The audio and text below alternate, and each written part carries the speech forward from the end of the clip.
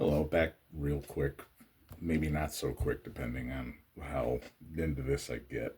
After the review I did yesterday for Requiem of Vengeance, I wanted to expand a little bit on what I was talking about with why I don't like all of these new one off Gundams with every property we get. It's not that I don't like seeing new suits, new Gundams, new designs. I mean, not only, 40 years have passed, 40 plus years since we got the first Mobile Suit Gundam TV series. Um, Not only has the world progressed, but the technology and the interpretation of what a Gundam slash mobile suit can be has really changed. I mean, if you think about it, when the original series came out, it was 1979. So modern technology as we have it now with smartphone I'm recording this on and YouTube that you're watching it on, even just something as simple as that was not even dreamed of at the time, let alone where military technology has gone in the past 40 plus years. um so in the original series of Mobile Suit Gundam, as I alluded to a little bit in the Requiem for Vengeance talk, it's set in what is called the 1 Year War, which is, without getting into the huge backstory of it, it's the year 0079, which is to say 79 years after humanity has decided to start establishing space colonies uh, within this universe. It's the solar system. It's not extra solar. It's not like Battletech spread across, the entirety of the inner sphere. It's just the solar system. They're orbiting colonies at the Lagrange points of the solar system around Earth and the moon and things like that. You can look up the technology to see what I'm talking about. It's grounded in reality, but it's very sci-fi. Um, Now, the whole thing is alluded to again in Requiem for Vengeance. What really gave the attacking, invading Principality of Zeon its leg up in the start of the war was they were the first ones to develop what is called in the universe a mobile suit, which is basically a single man giant humanoid bipedal walking tank for all intents and purposes. Actually developed probably more for space combat than ground combat, but it works in both. Again, I won't get into the technology. There's all kinds of other things that talk about it that you can look up to. That's not what I'm wanting to talk about here. Toward the end of the war, it took a very long time for the Federation, which is to say the Earth government that is being fought against, to catch up and come up with their own mobile suits to be able to fight back. Before that, they were fighting back with tanks and fighter planes and warships and things like that, which were horribly outclassed by the capabilities of a mobile suit.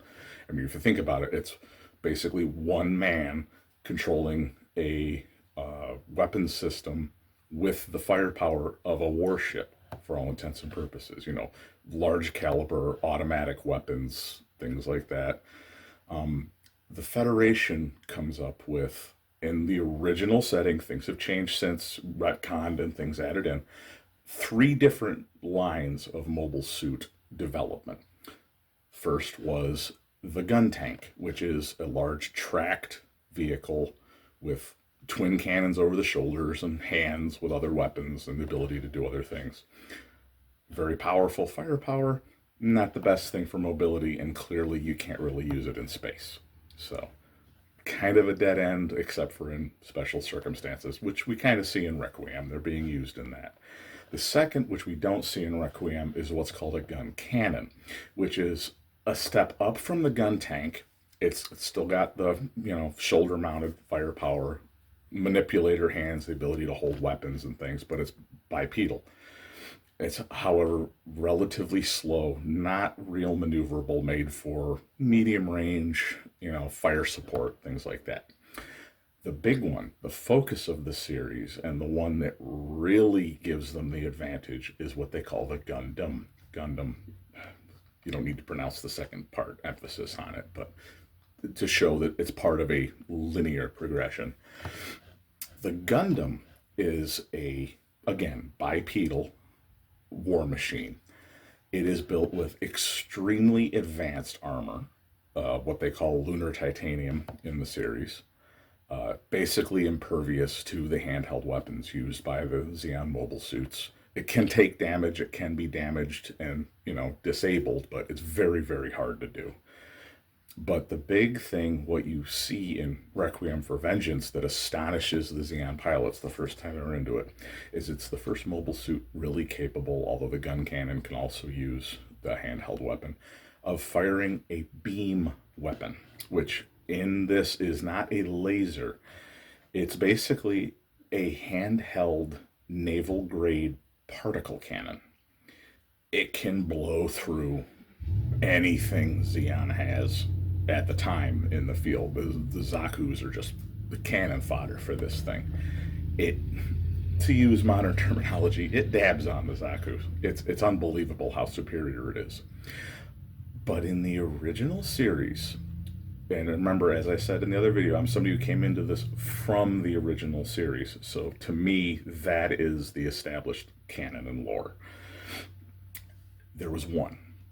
It was the RX-78-2, which was the second prototype. The first one basically being a proof of concept that was, developed and eventually turned into the 78-2, which is piloted by, as I mentioned, the new type, Amuro Ray, who figures out how to use it. It is this massive weapon. He is a hell of a pilot and everything else, makes it through the war, has this wonderful impact on it, but the series follows him through what is really the last month, 6 weeks, maybe 2 months, I believe, of the 1 year war.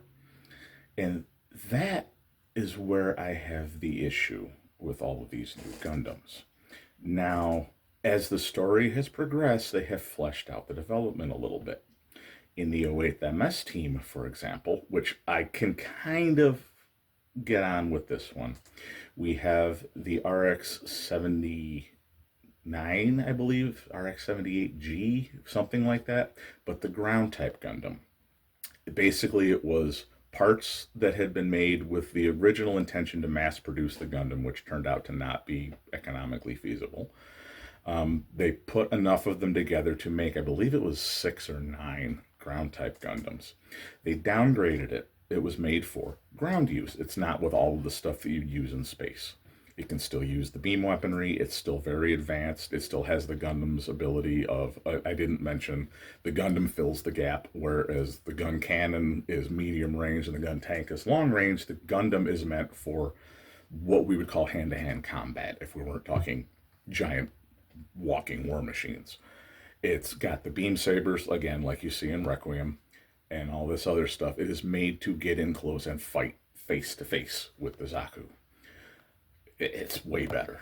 The Gundam ground types have the basic capability, but downgraded a bit to only be used in a terrestrial environment. They're not something you take into space in a three-dimensional.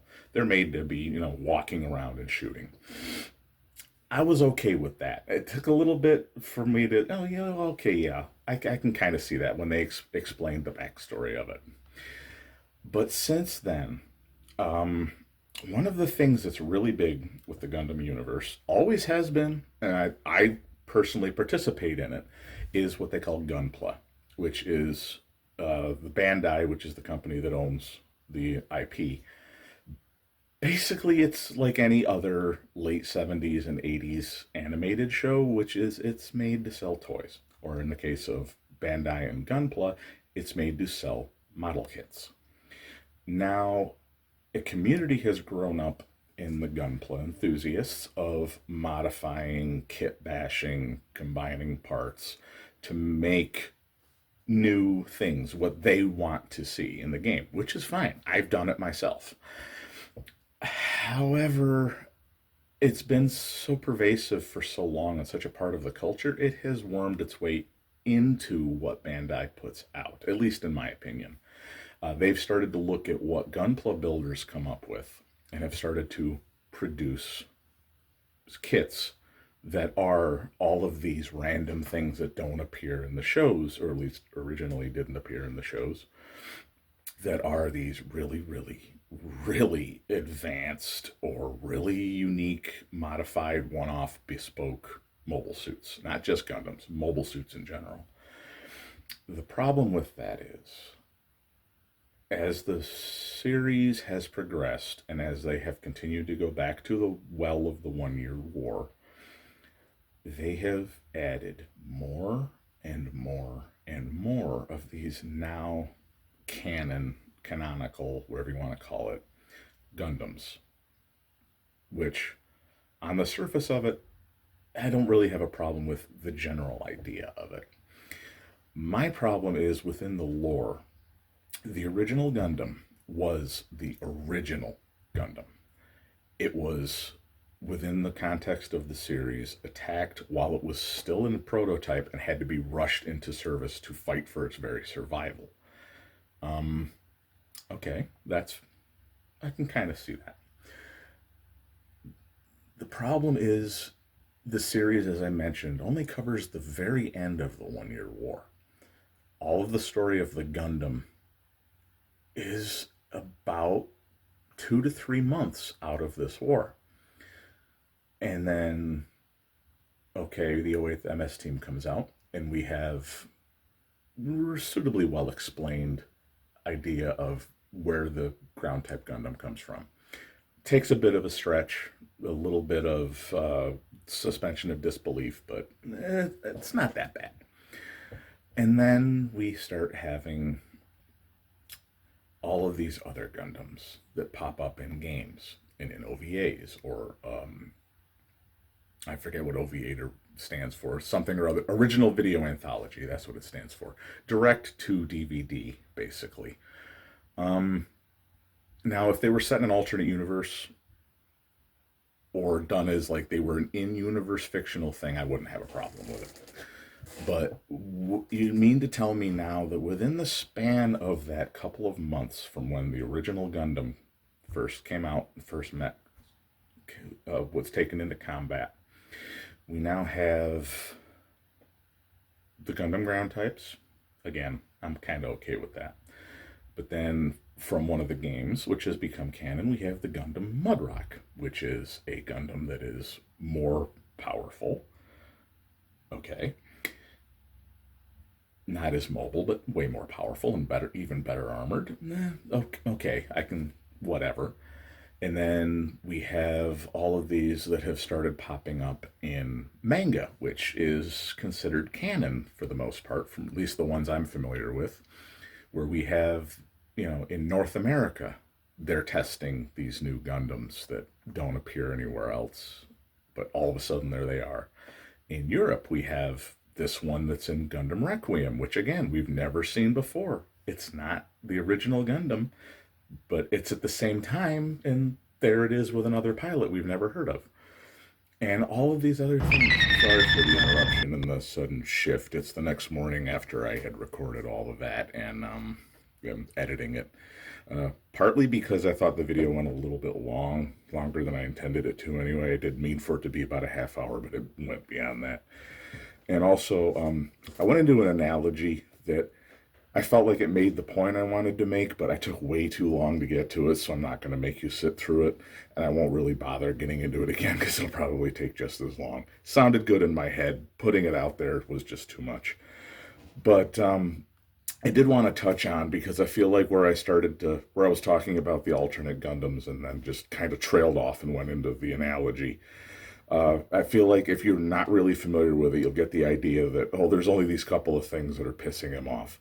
I'm not the kind of person who remembers stats and specifics. That's not how my brain works. Like, I'm a lifelong New York Mets baseball fan. You name any of the players, I could tell you, maybe what their number was and what position they played, but as far as stats, when they started, when they left, all these things, does not stick in my head, right over my head. Same thing with Gundam stuff. If you show me a picture of it, I could tell you what it is. I might be able to remember what it was in, but to call up that information out of the blue without having it in front of me, my brain doesn't work like that. So I ran out of specific examples that I could think of off the top of my head. It was also the middle of the night, like midnight, so I was a little tired. However, I did, while looking, I found it's a screen grab thumbnail from another video. I will link it down below so you can actually go see the video that it's from. This is put together all of the canon Gundams that have now appeared in the 1 Year War. They're all explained in one video. I believe it's Kakarot 197. I could be wrong on that. There's a bunch of Gundam stuff I look at. Either way, it'll be down below. You can see it. Go check it out. And more of his stuff. He's very good. But this entire thing is all of the Gundams that are now in literally the final 2 to 3 months of the 1 Year War. I mean, what? What?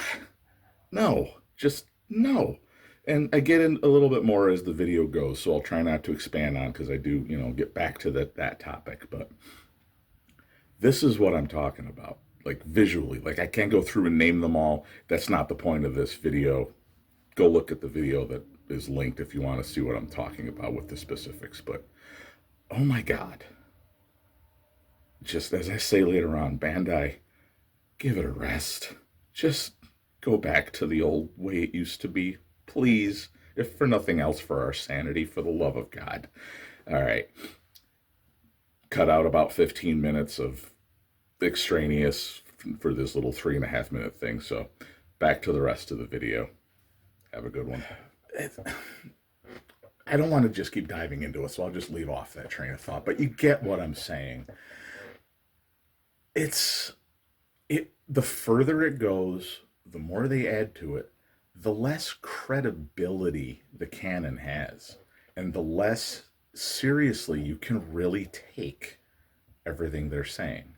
Now, as I said, if they went the route of these are in-universe stories that people are embellishing and adding things to make them better, like a Quentin Tarantino take on World War II, Inglourious Bastards kind of thing, I would be okay with that. Like having a fictional thing set within this fictional thing that is their take on the history and making it more interesting. I would be okay with that. I mean, to tie it with another franchise, BattleTech, which I very much love, kind of did that with this animated series they had in the 90s, which if you can watch it, it's not terrible. It's very dated, but it is so contradictory to the established canon, even though some of the things in it are canon. They basically retconned it to where this animated series, which was originally meant to be something to get people into the game, they turned it into an in-universe propaganda series because it is so weird and different from anything else that's been in the franchise, to where it's acknowledged that it exists, but they also in universe say, no, that it exists, but it's not real. It's something we came up with to tell stories and make the bad guys in it look really bad. Kind of like all of these mobile suits that can just absolutely stomp everything they come across. I would be okay with that. Like the universal century of Gundam is so broad and deep at this point that if you've gotten to the point where you keep going back to that original well, which as I said in the other one, I don't mind. The 1 Year War was so massive that there are stories that you can continue to tell in it. I don't have a problem with that. If anything, I say give us more 1 Year War stuff. Stop coming out with all these super soldiers and weird storylines further down. Go back to where you originally were and flesh it out. I'm fine with that. Even Gundam The Origin, which is semi-canon, I loved that. That was great. You take it with a large grain of salt canon-wise, looking at it as, okay, look at it as an in-universe thing. It's like, some of these movies that come out or documentaries about, World War II, that they're accurate, but they also embellish some things and have to make some things up because the real stories aren't really known. Look at it that way. It's not bad for that. But then you have things that are more flying in the face of what you've already come up with that you then want us to accept as being real. Real. That's the issue I really have. Like, the Gundam was meant to be like it was this absolutely horrific thing for Zeon to encounter. They called it the White Devil, which I think they mentioned in Requiem, but it was the Gundam. It was not a Gundam. And every time you add new stuff to this, you're kind of taking some of the luster off of that original Gundam. To those of us that are longtime fans of the franchise and the story setting of the One Year War, Amuro Ray and the Gundam are on the same level with of us in that fandom as Optimus Prime is to Transformers fans, or Duke is to G.I. Joe fans. And every time you retcon something else that says, okay, yeah, they weren't the only one that was that good. Like if they kept adding other Optimus Primes, like they've added other Primes, but they've never replaced Optimus Prime. Optimus Prime was one of a kind. That is a one of a kind standalone character. You do not mess with that. And yet, the Gundam franchise has repeatedly done that with the legacy of the Gundam, and they continue to do it. The Gundam is the Gundam. The Gundam is not a Gundam. Later on, the Gundam thing has continued. Gundam is basically becomes the catch-all designation for these one-off prototype proof of concept mobile suits. They're not all great. Some of them are absolutely incredible, but some of them are very underwhelming. But Gundam is this class of experimental mobile suit. But in the One Year War, the Gundam is the Gundam. The Gundam is the apex of development. And every time you come out with a new one and add to it, you're taking the luster off of that absolute gem of a design that you originally came up with. Kind of the same thing in a much smaller scale, and just to branch this a little bit, with all of these new variations they keep coming up with of the Zaku. They keep coming up with all of these, which it was a mass-produced grunt suit. Yeah, there would have been a lot of variations. I don't really have a problem with that. But at the same time, the Zaku in the original series was meant to be, with a very few exceptions, like Char Aznable's Red Comet, was meant to be the disposable bad guy. It was what got blown away by the Gundam. But then, and Requiem is not guilty of that. I'm not throwing them in with this. But then you occasionally will have these ones come up with where they come up with these versions of the Zaku which are just as good as the Gundam somehow. And no, like the Zaku is a mass-produced tank. The Zaku is the Panzer IV. The Zaku is not, you slap a couple more parts on it and all of a sudden it's a King Tiger. No, the King Tiger was very different from the Panzer IV. It was made to do a different thing. It had different armor, different weapons, different engine, different usage. It was not just an upgun improved Panzer IV.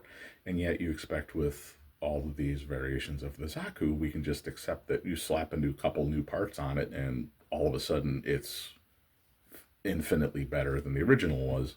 And yet somehow it always gets destroyed by the hero and they don't get mass produced. But I'm sorry, I know this is kind of meandering as I go, but I'm trying to not be scripted and put my thoughts out there with what I'm talking about with this and why it bothers me. And it really comes down to when you turn it from Mobile Suit Gundam, the hero of Mobile Suit Gundam is the Gundam. When you turn it from the Gundam to just another Gundam, it takes away a lot of the charm of that original storyline. The animation and the writing and stuff doesn't hold up if you watch the original. I'll warn you right now, if you look to get into it, you're going to be disappointed with how it looks. And the storyline's kind of clunky and hokey, but at the same time, the Gundam is the hero. Like, you love the Gundam. I mean, I'm wearing a Zaku shirt. I'm Sieg Zeon, but I love the Gundam. The Gundam is love the Gundam, and you are progressively turning it into just another mobile suit that happens to have a red, white, blue, and yellow paint job. Why? You don't dilute your hero. You don't diminish the loved for over 40 years base of your entire franchise by turning it into just another one. The Gundam is the Gundam. Stop making it just another mobile suit.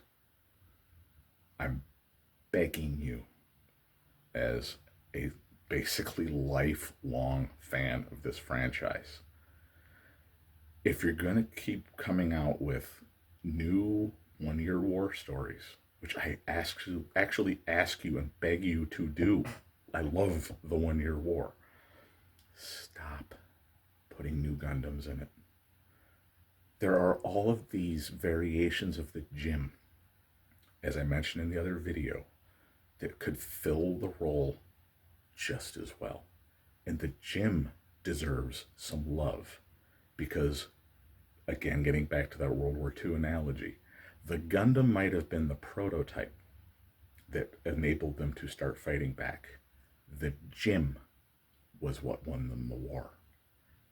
It deserves some love and time in the spotlight to not be just another mass-produced, disposable mobile suit to be blown away by the heroes when we have something from the Zeon perspective, like we see in, as I mentioned, Gundam Unicorn and some of the other ones.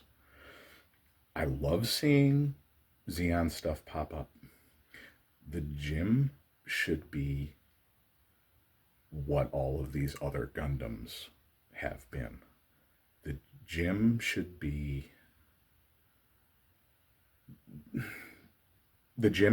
the waves of unstoppable, not the super weapon that the Gundam is.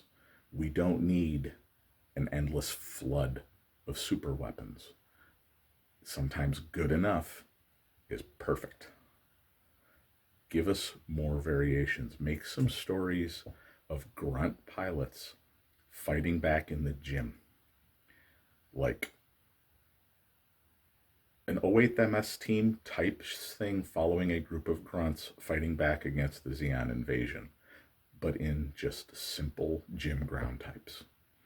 Or, as I said in the other video, the role of the Gundam in Gundam Requiem for Vengeance could perfectly have been filled by a prototype for one of the other variations of the gym that we do see in the one-year war. Could have been a gym ground type. Could have been a gym sniper, a gym command. Any of them would have worked just fine for that. Heck, take a gym, and with the exception of the two eyes that you see in a Gundam, you see that face plate that the gym has. But paint it up like a Gundam. Psyops. Make them think they're fighting the Gundam, but it's not.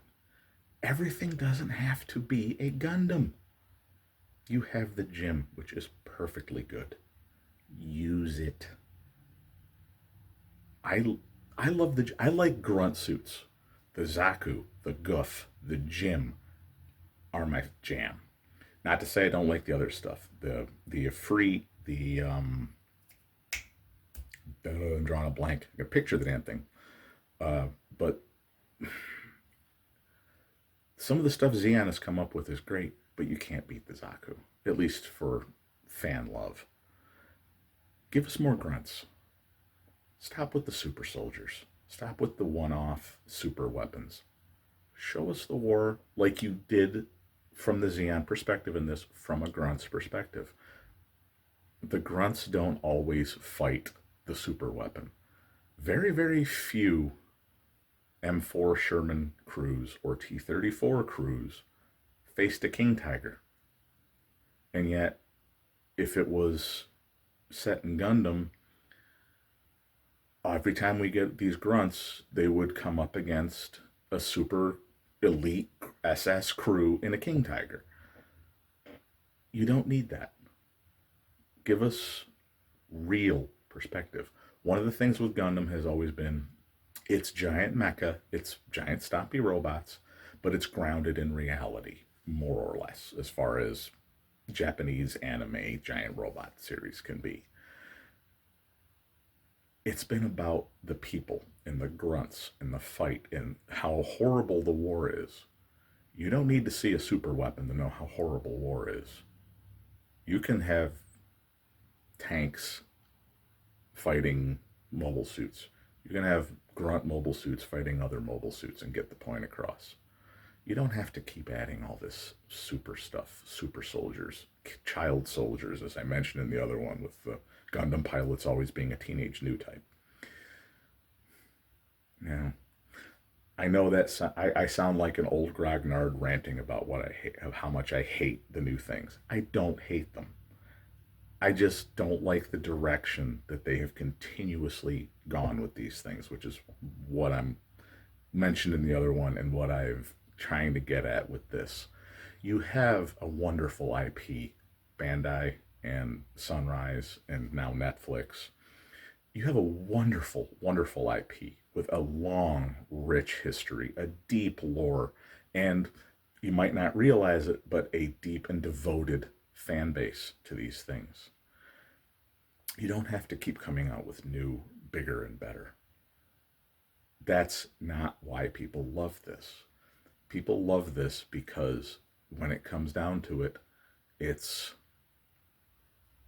it's World War II tanks transformed into walking bipedal war machines with the humanity and the decent people and bad people and everything else that actually comes with a war. That's why we watch this. If we want the super suits and all that stuff, there are more than enough non-canon games we can play that have those things in it. If we want one-off, one-of-a-kind suits, all these variations, we can build your models. We do. But when it comes to series, OVAs, movies, these things you come out with, stick with what has made the franchise great to this point, which is its recognizable human stories set in a future horrible, horrible war. We can recognize that. We can sympathize with that. We can't sympathize with yet another teenage super soldier in an unbeatable super weapon. Enough is enough. For the love of God, please stop doing this. I'm begging you, as I said, basically lifelong fan of this franchise. And I might be in the minority with that. I'm old. I get that. But my opinion, and I've talked to quite a few people of my generation and vintage, and even younger, that very, very much agree with me with this. We're getting to the point where it's just, we roll our eyes. Oh, great, another Gundam. Woo. We don't want that. I mean, do you want us, and just an idea of how many unique, one-off, ridiculous Gundams, and to another extent, the Zeon mini-produced mobile suits. Go play Gundam Battle Operation 2 and just look up Zaku or Gundam. And oh my God, the variation, all of which are canon that have appeared in official released media. When I used to play Gundam Battle Operation 2, I won't say religiously, but quite regularly, before I lost the account I had the full collection of Zaku's, every Zaku that was available at the time in the game. I could have played one battle in each one and not finished over the course of a weekend, and that's not even counting the Gundams. Stick with what made you great. Stop adding new seasonings to the soup. The soup is delicious. Stop adding more to it. Please, begging you. This went on a lot longer than I thought it would. I hope I made my point clearly. If I'm somebody who, at the end of this, I'll say, I'm somebody who, if you have a counterpoint to that, you don't agree with me, you think it's great that they keep adding new stuff, if you can, without, caps lock mashing your keyboard, tell me about it, tell me. Tell me your perspective.